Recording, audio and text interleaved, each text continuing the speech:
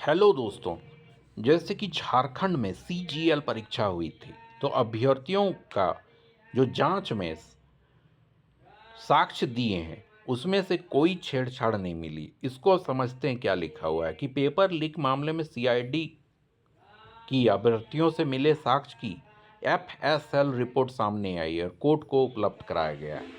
JSSC CGL 2024 में 22 सितंबर को लिया गया था। पहली पारी में समान पेपर के 3 की परीक्षा में पूछे गए सवालों के जवाब में वीडियो और फोटो सीआईडी को उपलब्ध कराए गए थे। इसके अलावा 3 परीक्षा केंद्रों पर परीक्षा से पूर्व मिले प्रश्नों के उत्तर और वीडियो फोटो भी दिए गए थे। इन सभी की जांच रिपोर्ट एफएसएल से आ गई है।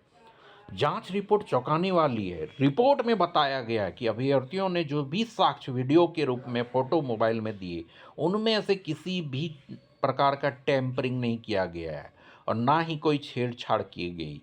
यही नहीं, किसी भी मोबाइल का टाइम जोन भी नहीं बदला गया है। अब एफएसएल रिपोर्ट आने के बाद उन अभ्यर्थियों के पास आस जगी है जो इस मामले की सीबीआई जांच के लिए कोर्ट गए हुए थे। अब क्या है मामला कि रिपोर्ट में स्पष्ट रूप से लिखा है कि मूल डेटा से कोई छेड़छाड़ नहीं है और कागज में लिखे उत्तर जो फॉरवर्ड किए गए सच हैं। तो यहाँ पे अब देखिए कि 21 सितंबर 2024 की रात 11:06 से अगले दिन 22 सितंबर 2024 की सुबह 5:28 तक प्रश्नों के उत्तर को फॉरवर्ड किया।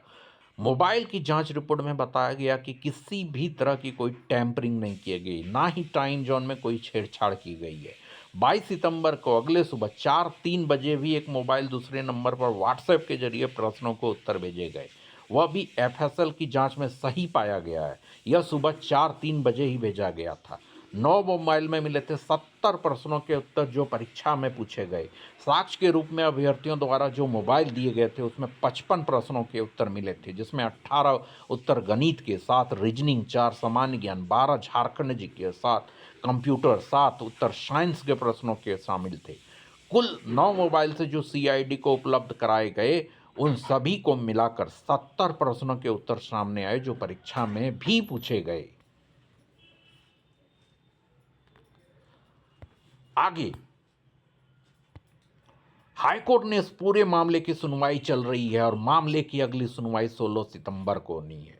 साक्ष्य के रूप में सीआईडी को कुल 9 मोबाइल सौंपे गए थे और जांच के लिए सभी मोबाइल फोन को forensic science laboratory FSL Ranchi भेजा गया, जिसकी जांच रिपोर्ट आने के बाद हाईकोर्ट को उपलब्ध कराया गया है। रिपोर्ट में बताया गया कि सभी मोबाइल फोन में दर्ज डेटा पूर्णतः सत्य हैं। तो एफएसएल ने स्पष्ट किया है कि किसी भी फोन में कोई छेड़छाड़ नहीं की गई है और सभी डेटा मूल डेटा हैं। अब आप ही लोग सोचिए कि कौन फेयर है और कौन अनफेयर। अगर ये बताया जा रहा है कि सारे डेटा सच हैं, तो आप सोच लीजिए कि सीजीएल में धांधली हुआ है कि नहीं हुआ है। छात्रों के लिए ये सोचने वाली बात है कि किस तरह से धांधली किया गया है। Thank you for watching.